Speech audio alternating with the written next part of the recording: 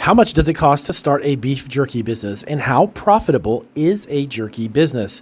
So I'm going to give you 13 steps to launch this type of business. And remember, the success of this business is going to be dependent solely upon your effort. So I'll give you the tools, you give yourself the success. I'm also going to give you the 15 most frequently asked questions when launching a meat jerky business, and the startup costs and how and when also to use a co-packer or private label company that would best fit your meat jerky business. So let's hit the subscribe button, hit the bell notification, and if you are brand new to marketing food online, this video is all about the meat jerky business and our channel dedicated to you, the food entrepreneur. There's a ton of videos and resources absolutely free. All you got to do is subscribe and watch.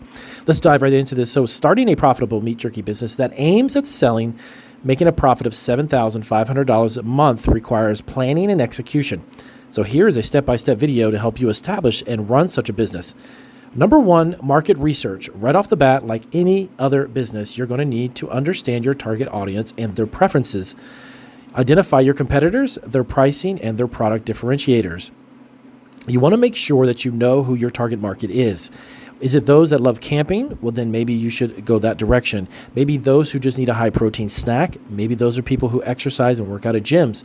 But understanding your target audience and their preferences is going to be crucial to your marketing. And we're going to dive into that too. In a few minutes, I'll get into some of the marketing tips as well.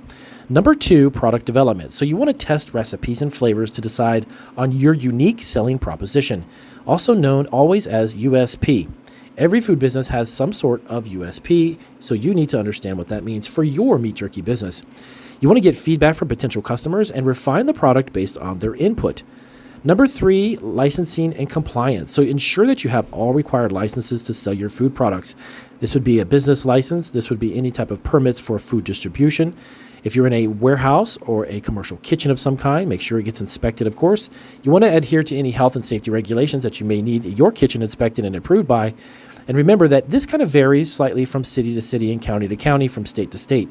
So find out specifically within your city what will be required to launch your business.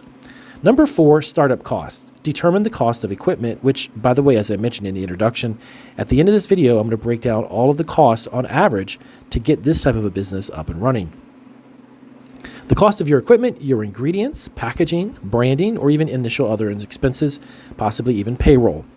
Number five, pricing and profit margin. Now, based on your costs, you want to set a retail price for your jerky. Obviously, you want to ensure that you consider your competitors' prices, but remember that premium quality can demand a higher price, so definitely keep that in mind. If you are utilizing a better quality meat, do not be afraid to charge more.